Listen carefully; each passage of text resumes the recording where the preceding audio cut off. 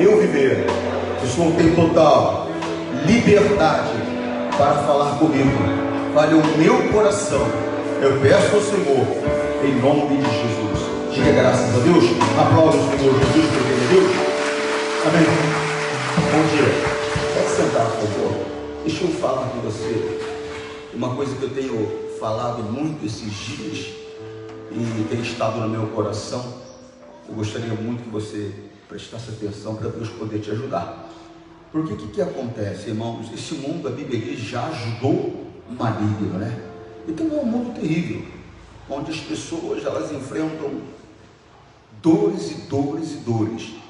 E de repente nós ouvimos falar de Jesus. Ouvimos falar que Jesus cura. Ouvimos falar que Jesus prospera.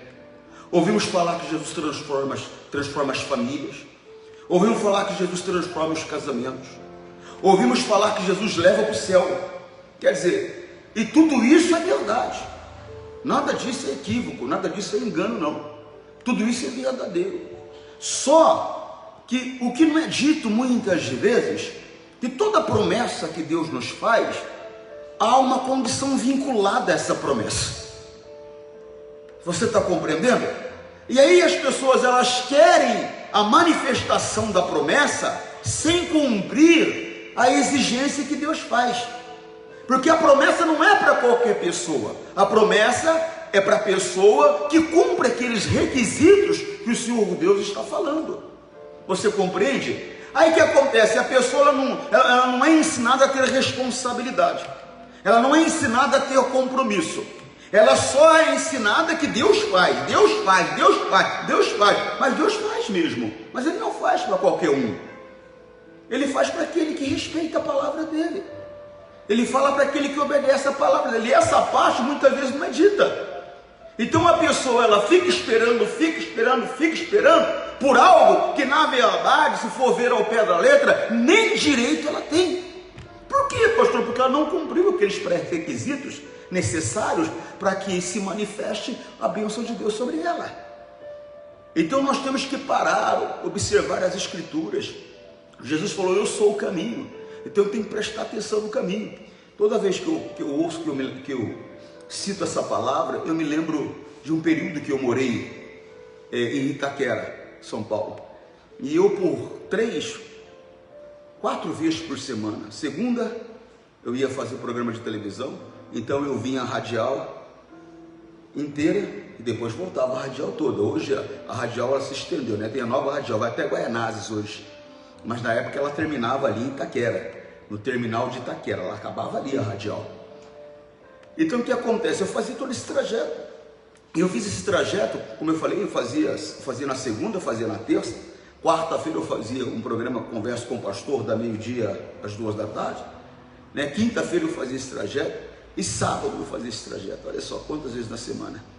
Né? E ida e volta quase todos os dias, com exceção de domingo e sexta-feira. O resto da semana eu fazia esse trajeto.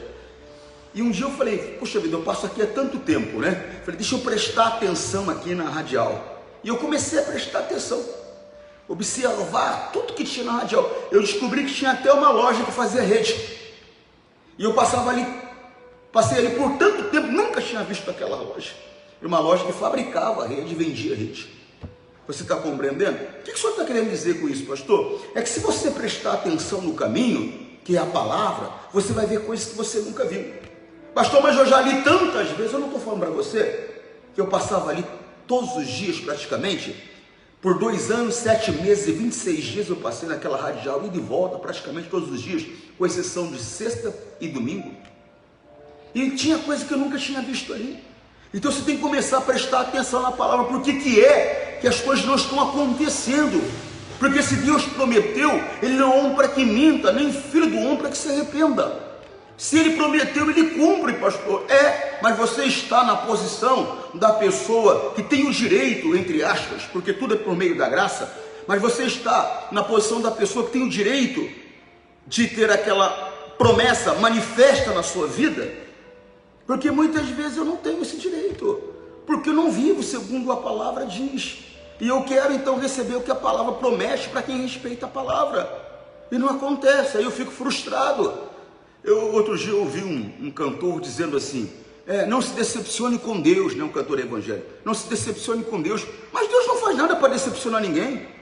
Se eu me frustro, se eu me decepciono, é por causa do meu comportamento equivocado, por causa do meu comportamento equivocado. Se eu respeitar a palavra, não tem jeito, irmão, vai acontecer segundo a palavra. A Bíblia não mente, a Bíblia diz que cada semente plantada produz segundo a sua espécie.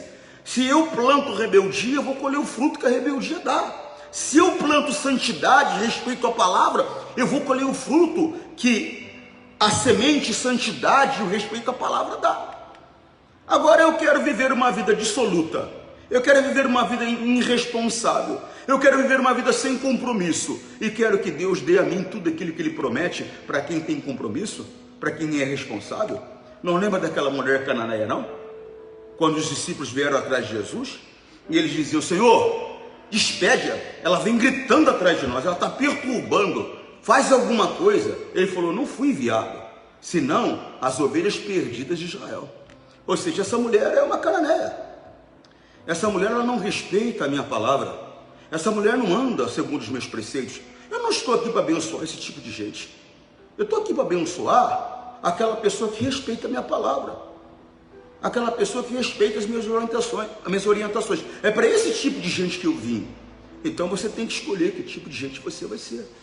Se você vai ser aquela pessoa que respeita a palavra e vai receber a recompensa que Deus tem para quem respeita a palavra, ou se você vai ser aquela pessoa que não faz nada do que a Bíblia diz e ainda quer que Deus te abençoe, você vai ficar frustrado. Por quê? Porque não é para mim, não é para você, se nós não respeitamos a palavra. Eu respeito, então é para mim, é para mim. Quando eu era garoto, esses dias agora eu estive em São José do Rio Preto, e eu passei por uma rua chamada Pedro Amaral. E quando eu era garoto, meu pai trabalhava ali naquela rua Pedro Amaral. Ali naquela rua Pedro Amaral tem uma linha de trem que é paralela a Pedro Amaral. Ali era um depósito de cimento. E meu pai trabalhava carregando saco de cimento para encher o trem. E o que acontece? Eu me lembro que quem era responsável em levar o café para o meu pai era eu. Então a minha madrasta, essa palavra madrasta é tão feia, né, irmão?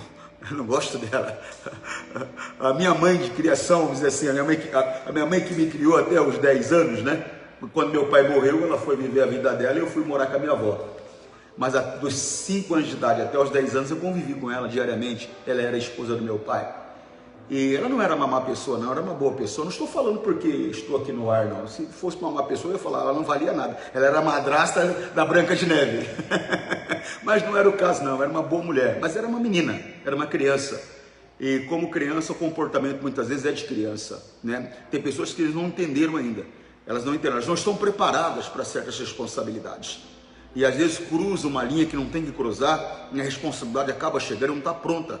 É uma jovem que fica grávida com 14, 15, 16 anos, ela é uma criança, ela não está preparada psicologicamente, às vezes o corpo fisicamente não está preparado para produzir, para gerar, para dar à luz a uma criança, não está preparada psicologicamente para cuidar de uma criança. Criança dá trabalho, criança não é brincadeira não, quem não tem paciência não pode ter filho. Por quê, pastor? Porque filho dá trabalho. Criança faz manha, criança chora, criança faz birra. Criança acorda de madrugada reclamando de coisa que não existe, às vezes reclamando de coisa que existe. Criança é assim, se você não tem condições psicológicas para ter um filho, não tenha. É melhor não ter do que ter e maltratar. Eu fico vendo mãe aí maltratando o filho, eu fico indignado. Para que teve? Para que veio aqui e falou, Deus, me dá um filho, Senhor? Para quê? Vai ficar beliscando depois na reunião? Dando cascudo, puxando a orelha, dando soco na cabeça da criança? É melhor que você não tenha filho. O bom seria pedir a Deus, meu Deus, faz essa mulher estéril, para ela nunca poder gerar na vida dela, porque ela não tem condições de ter filho. O cidadão diz que quer ser pai, depois fica dando soco na cabeça do filho. Mas que pai que você quer ser? Melhor que você não seja nada. Misericórdia. Então o que acontece? Ela era uma menina, não tinha condições. E eu me lembro que o responsável era eu em levar o café. E o café era colocado numa garrafa de Coca-Cola, daquelas garrafas de Coca-Cola de vidro, né? Quase não se vê hoje, né? Aquelas de 290 ml. E eu lembro que a tampa era uma rolha de papel. Fazia-se um bolo de papel, colocava na tampa. E o alimento era aquele bolinho de chuva. Fazia lá uma dúzia de bolinho de chuva, colocava num saquinho e a garrafa de café. que era a Coca-Cola, como eu te falei, falou, leva lá. E eu que tinha que entregar, eu procurava o meu pai lá. Mas só que tinha vez que tinha um amigo do meu pai lá, um colega de trabalho, falava assim, é pro Borges? Eu falava, não, deixa que eu entrego. E naquele dia, meu irmão, o negrão chegava lá bravo, hein? Porque o café dele não tinha ido. E aí brigava com ela, tadinha, não deixava nem ela falar. Ela ia querer explicar, mas eu mandei o Júnior lá levar o café, ele não deixava falar, chegava brigando, chegava batendo. Ele era alcoólatra, era um negócio sério, era um problema sério. Então o que acontece? Mesmo sendo criança, eu percebi que toda vez que eu dava o café para aquele homem entregar, ele voltava bravo, quer dizer, aquele cidadão estava roubando. Ele estava roubando o café e o bolinho do meu pai. Irmão, o Senhor Deus tem a bênção para você. Você tem respeitado a palavra? Pastor, eu tenho, mas a bênção não tem chego. Alguém está roubando no meio do caminho. Presta atenção, essa história eu contei para você entender isso. Não é que eu quero que você saiba da minha vida não, é para você compreender. Tem gente roubando no meio do caminho. E quem veio para roubar, matar, destruir? Satanás, ele veio para roubar, matar. Então, de alguma maneira, mesmo você respeitando a palavra, de alguma maneira, você está dando oportunidade a ele. A Bíblia diz, não deis lugar ao diabo, e você está dando. De alguma maneira ele está conseguindo penetrar, está roubando a bênção que é direito seu, porque você respeita a palavra, você faz o que Deus manda, mas ele está tirando, ele está roubando a minha felicidade, ele está roubando a minha vida, a meu prazer conjugal, ele está roubando a minha prosperidade, ele está roubando a minha alegria familiar, ele está roubando o meu sucesso profissional. Vê onde é, por que ele está fazendo isso, por que ele está tendo condições? Por que ele está tendo condições? Porque ele não pode ter condições de roubar você. 1000 ao meu lado, 10.000 à minha direita, eu não serei atingido. Eu sou respeitador da palavra. Então observe. E eu vou te falar uma coisa para você. A única maneira, se eu estou respeitando a palavra, do diabo roubar aquilo que é meu, é que eu não tenho tido a comunhão com Deus que eu preciso. Ou seja, eu não tenho vigiado direito. Orai, não tenho vigiado. Tem que prestar atenção. Presta atenção nas palavras. Esses dias eu repreendi um rapaz. Falei, rapaz, você, de cada 10 palavras que fala, 11 é negativa. Cuidado. Mas pastor, eu vou ficar mentindo? Não, não vou mentir, vou fazer o que a Bíblia diz. A Bíblia diz que o meu Deus chama aquilo que não é, como se já fosse. Eu vou começar a confessar. Eu vou começar a confessar a minha vitória. Eu vou começar a confessar o meu sucesso conjugal. Eu vou começar a confessar o meu sucesso familiar. Vou começar a confessar a minha boa saúde. Não, eu estou saudável, estou, em nome de Jesus, porque a minha doença Jesus já levou. Então preste atenção no que você fala, porque às vezes você constrói um muro em oração e destrói, dali a pouquinho, com palavras que não deveriam ser faladas. Pela tua palavra serás justificado, e pelas tuas palavras serás condenado. Então muitas vezes o diabo tem roubado, é aí. Irmão, se eu respeito a palavra, irmão, eu tenho direito à bênção. Eu tenho direito à bênção. Eu estou cumprindo os pré-requisitos que Deus me determinou.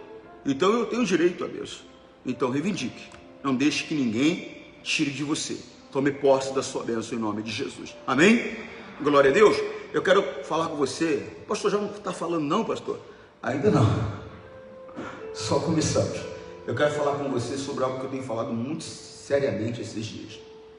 Sobre uma declaração de Deus, que eu não quero que Ele declare isso sobre mim. E não quero que Ele declare isso sobre você também. Está lá no livro de Êxodo, capítulo 33, versículo 2. O Senhor Deus, Ele apareceu para cumprir uma promessa. Ele apareceu para cumprir uma promessa. Ele havia prometido uma terra que emana leite, uma terra que emana mel. Uma terra onde as pessoas que pertencem a Ele teriam uma vida abundante, uma vida feliz, uma vida próspera, uma vida satisfatória. E Ele vem para cumprir essa promessa. Agora preste atenção nisso. E enviarei um anjo adiante de ti, e lançarei fora os cananeus, os amorreus, os heteus, os fariseus e os heveus e os jebuseus. Ele estava dizendo que todo tipo de inimigo Ele lançaria fora. Irmão, quem mata, quem rouba, quem destrói é o nosso inimigo. Então Ele estava dizendo, eu vou colocar tudo quanto é inimigo para fora. Irmão, eu tenho explicado, é um termômetro errado esse termômetro que as pessoas usam. Porque eu estou com um bom carro, porque eu estou com uma boa casa, porque eu estou com uma boa comida, porque eu estou com a saúde, ou seja, porque na minha vida tem tudo aquilo que Deus promete, e algo mais, porque Deus dá mais do que pedimos ou pensamos. Eu acho que está tudo certo entre eu e Deus. É um termômetro equivocado, porque muitas vezes eu tenho tudo que Deus promete. Quem está me dando é Deus mesmo. Quem está fazendo na minha vida é Deus mesmo. Só que tem um porém, pessoal. A bênção maior do Evangelho é o Senhor Jesus. A bênção maior do Evangelho não é a salvação igual as pessoas declaram. Não é. Por quê, pastor? Porque o Senhor Jesus, através dele que eu tenho salvação. Não é a prosperidade financeira, não é a saúde, não é a vida conjugal feliz, não é a família amorosa. A bênção maior do Evangelho é o próprio Senhor Jesus. Então, se eu tenho lá a família amorosa, se eu tenho lá a mulher amorosa, o marido amoroso, se eu tenho lá a prosperidade financeira, material, se eu tenho lá a boa saúde, né? Se eu desfruto de todas as maravilhas que Deus tem para mim, só que se Deus não está comigo, eu sou um miserável, cego, pobre, nu. Mas tem pessoas que o que ela só quer é ficar curada, porque ela está doente. Tem pessoas que o que ela só quer é prosperidade, porque ela está passando apertado, necessidade. Tem pessoas que o que ela só quer é ter alguém para amar e ser amada, para ela já está bom. Tem gente que ela só quer ter uma família. Nunca tive uma família, pastor. Eu queria ter uma família. Irmão, mas essas coisas boas, elas só valem a pena, só tem um verdadeiro valor se Deus estiver conosco. Porque se Deus não estiver, não adianta nada. E tem gente que, apesar de tudo isso de maravilhoso que ela tem tido, Deus não está com ela. Mas como, pastor, se Deus está me abençoando e Ele não está comigo? Ele explica isso. Olha o versículo 3. Há uma terra que mana leite e mel, porque eu não subirei no meio de ti. Olha lá. Ele estava dizendo que ia destruir os inimigos, ia mandar para uma terra que mana leite e mel, mas ele, no entanto, não estaria presente. Mas ele, no entanto, estaria presente.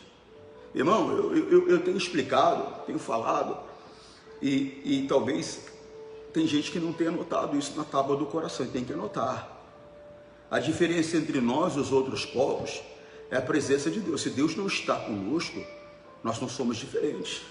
Eu conheço pessoas que nunca se entregaram a Jesus e têm uma vida financeira maravilhosa, e tem uma saúde, como diz o de ferro, e tem uma família, puxa vida, invejável. Você está entendendo o que eu estou falando, sim ou não? Ou seja, tem tudo de bom e de maravilhoso que essa terra produz, só que ele não tem Deus com ele. E nós temos que ter esse entendimento conosco, que aqui nós somos peregrinos, nós estamos de passagem. Irmão, eu sempre falo isso. Eu me lembro quando eu queria fazer 18 anos, que eu queria entrar no baile, irmão. Eu jogava futebol no América de São José do Rio Preto, e tinha uma discoteca lá chamada Rio Pretão, e os jogadores eles iam para lá, e tinha vez que eu conseguia entrar, e tinha vez que eu entrava e me colocavam para fora, porque o juizado de menor muitas vezes estava andando por ali, prejudicava o dono do estabelecimento, então ele colocava para fora. Então eu não via a hora de fazer 18 anos. Irmão, já estou com 52, eu não vi. Esses dias eu estava olhando no espelho, porque eu sinto que eu só sei que eu tenho 52 anos quando eu olho no espelho. Me sinto jovem, me sinto forte, me sinto disposto, me sinto alegre. Quando eu olho no espelho eu vejo. Eu estava vendo, estou com papada aqui já, ó. Mas não é papada de gordura não, é papada de velhice, que a pele está envelhecendo, a pele está caindo. Quem passou? Irmão, o tempo não espera por ninguém. Nós viemos do pó, o pó tornaremos. E aí, irmão? E aí? De que me adiantou ganhar o mundo todo e perder minha alma? Conquistei, alcancei, tive o sucesso, cheguei, tive a felicidade, tive a mulher que eu quis, o homem que eu quis, o dinheiro que eu quis, a casa que eu quis, tudo eu conquistei. Aí eu vou perecer eternamente no inferno. Irmão, não adianta. Você compreende o que eu estou falando? Olha que coisa séria, ó. Há uma terra que mana leite e mel, porque eu não subirei no meio de ti, porquanto és um povo obstinado, para que não te consumas eu no... Um povo teimoso, obstinado é teimoso, tem gente que é teimosa, irmão. Não adianta, você fala com ela, mas não adianta não. É a mesma coisa você não falar nada para ela. E você vê que é uma pessoa obstinada, que é uma pessoa teimosa, é nas coisas pequenas. Porque quem não é fiel no pouco, no muito, não vai ser. É nas coisas pequenas, nos detalhes pequenos, que você vê quem a pessoa é. E o Senhor Deus está dizendo, eu não posso andar com esse povo. Esse povo é teimoso, esse povo é obstinado. Se eu andar com esse povo, sabe o que vai acontecer? Eu vou destruir esse povo no meio do caminho. Irmão, eu falei esses dias, tem pessoas que Deus não andar com ela, é ato de misericórdia. Por quê, pastor? Porque se ele começar a andar com ela, ele vai entregar ela ao adultério. A Bíblia diz que ao adultério, o Senhor Deus se entrega àquelas pessoas que ele odeia. É um pecado terrível, que traz uma dor terrível, que traz uma destruição terrível, destrói moralmente, destrói muitas vezes na saúde. Quantas pessoas por causa de prostituição, adultério, estão enfrentando um vírus de AIDS? Estão enfrentando um vírus de AIDS. Irmão, você quer saber o que é pior que AIDS? Pega com beijo, hein? Cuidado, hein? Hepatite C. Você é jovem, que uma hora beija um, outra hora beija outro, outra hora beija outro. Cuidado, hepatite C. É pior que AIDS. Vai pesquisar, vai ver. Vai ver. Eu me lembro que... E o mundo faz uma apologia a esse negócio de ficar com um, ficar com outro, de uma maneira incrível. Eu me lembro de um comercial que eu nunca mais me esqueci, um comercial da Coca-Cola, inclusive.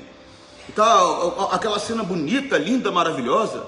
O garoto andando na praia com a menina, uma menina bonita, jovenzinha, ele, um garoto bonito. E os dois andando na praia, aquele clima de romance, um pega na mão do outro e olha um nos olhos do outro. Ela vem, dá um beijo, ele dá um beijo. Aí ele vem e oferece para ela uma lata de Coca-Cola vazia, né? Aí ela cata aquela lata, né? Olhando com tanto carinho. De repente, a cena já muda, ela na casa dela. Aí ela cata aquela lata e ergue ela. De repente abre, tem 1 milhão de latas. Ela vai lá e coloca mais uma. É assim. Está estimulando. Fazendo apologia, fica com um, fica com o outro, fica com o outro. Você está se prostituindo. E você pegar uma doença é 2 minutos. Você está compreendendo? Ele está pagando o preço. Então a prostituição ela destrói moralmente, a prostituição ela destrói fisicamente, e a prostituição ela destrói espiritualmente. Olha só, Provérbios 22:14. O adultério é uma armadilha onde caem as pessoas que o Senhor detesta. Quer dizer, ele começa a andar comigo, eu começo a viver uma vida que é abominável aos olhos dele, porque eu sou obstinado, porque eu sou rebelde, porque eu sou uma pessoa que não respeita o que ele fala. E então o que acontece? Eu começo a ter uma vida que é abominável, ele acaba então tendo que me entregar ao adultério. Aí eu caio na mão lá do demônio do adultério, e aí destrói-se a minha família. A Bíblia diz que aquele que se prostitui vai à miséria, destrói-se a minha vida financeira, e aí vai indo. Vai indo. Então tem pessoas que Deus não andar com ela é um ato de misericórdia, porque se ele andar, ele vai ser obrigado a entregar ela à destruição. Volta lá, por favor. Ó que coisa séria. Entenda isso, ó. Volta lá, por favor. Entenda isso, ó. Há uma terra que mana leite e mel, porque eu não subirei no meio de ti, porquanto és um povo obstinado, teimoso, rebelde, fala e não ouve. Irmão, preste atenção, vou mostrar para você um homem que ele foi, o plano para a vida daquele homem. Eu não creio em predestinação não, preste atenção nisso. Eu não creio, porque a doutrina da predestinação é isso: uma vez salvo, salvo para sempre, né? Eu fui salvo, posso fazer o que eu quiser, que no final eu vou ser salvo. Eu não acredito nisso. Eu não acredito nisso. Eu acredito que algumas pessoas, elas nasceram para cumprir um propósito de Deus. E a Bíblia mostra algumas pessoas. Jesus, ele nasceu para cumprir um propósito de Deus. João Batista, chamado Batista, ele nasceu para cumprir um propósito de Deus. Sansão nasceu para cumprir um propósito de Deus. Você compreende? Então, essa palavra predestinado, muitas vezes dá alusão a essa doutrina de predestinação. E eu não acredito nisso. Eu acredito que no momento que eu fui salvo, eu devo me manter de acordo com a vontade de Deus, para permanecer o meu nome escrito no livro da vida, para que ele não seja tirado. Porque a coroa da salvação, ela vai ser entregue no último dia. Ela nem foi entregue ainda. A coroa da salvação, ela vai ser entregue para aquele que permanecer até o fim. Você compreendeu? Permanecer como pastor andando de acordo com a vontade de Deus. Eu não estou dizendo que no meio da caminhada você não vai ter um tropeço, você não vai cometer uma falha, não vai cometer um erro. Não estou dizendo isso, porque nós falhamos. Eu estou com Jesus há mais de 35 anos. Mas quantas vezes já não falei na minha vida? Quantas vezes já não errei na minha vida? Quantas vezes já não caí, Deus não levantou, não ajudou, não socorreu, não tirou a poeira, não colocou um curativo, não veio, não curou? Quantas vezes?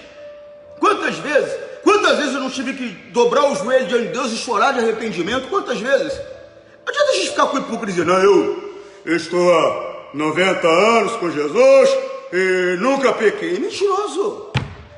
Mentiroso. Posso não ter adulterado, posso não ter matado ninguém, posso não ter roubado, mas errei e falhei. Falhei, todo mundo falha. A gente falha por palavras, a gente falha por pensamentos, às vezes a gente falha num olhar.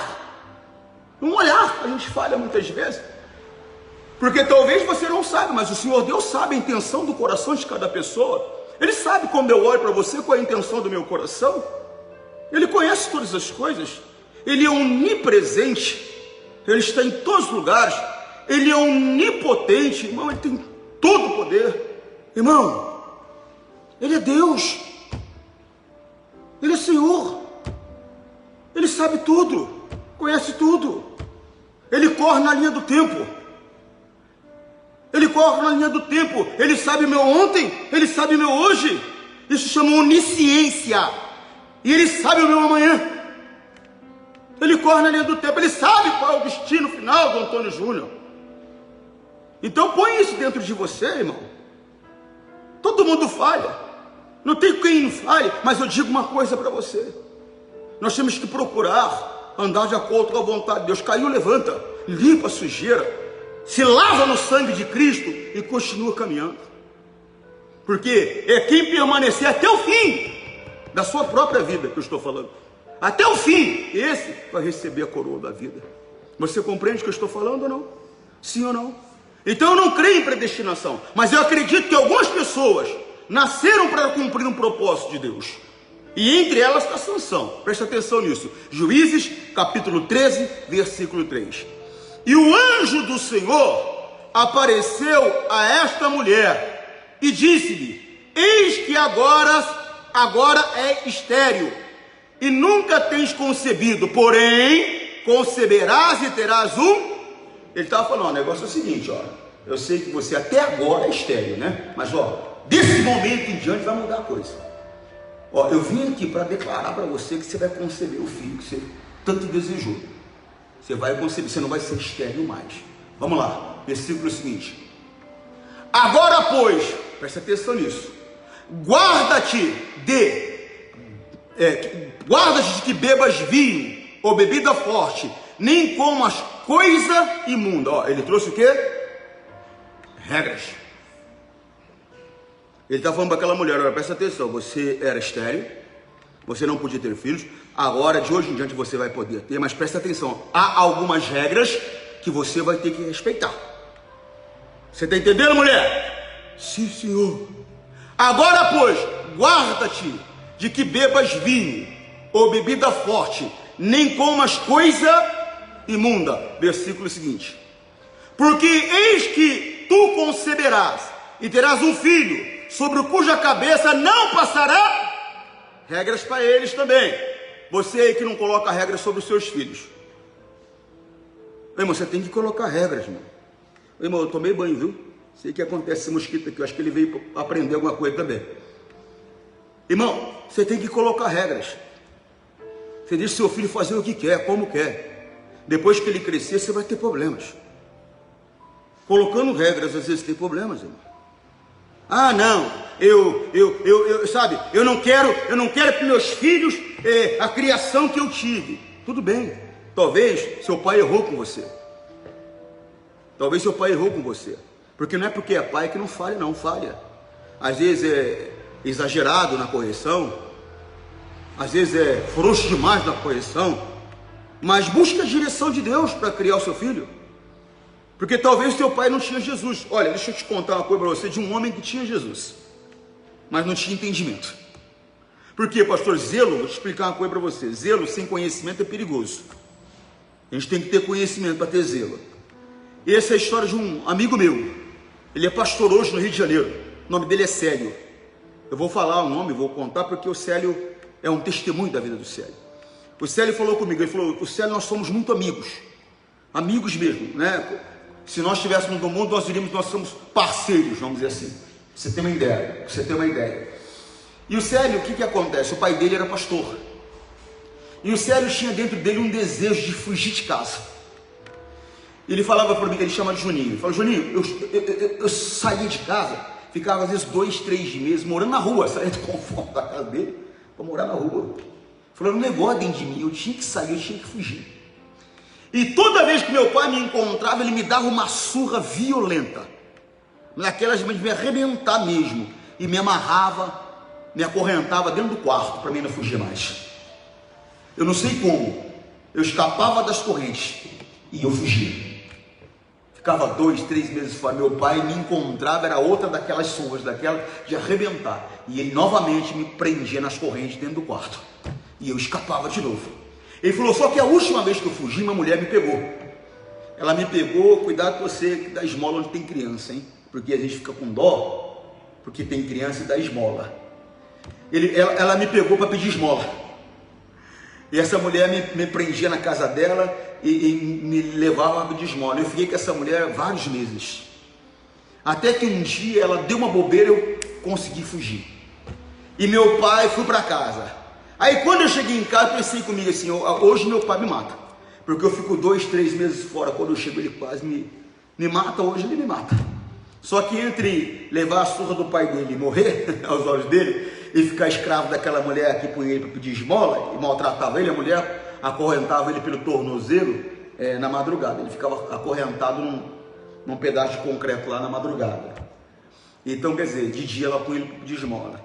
Aí ele conseguiu fugir. Entre ficar escravo daquela mulher e apanhar do pai, ele escolheu apanhar do pai. A coisa estava ruim, entre o ruim e o pior, ele ficou com o ruim mesmo. E aí, quando ele chegou, o pai dele pegou e falou: filho, vem cá, papai tem agido errado com você a vida toda.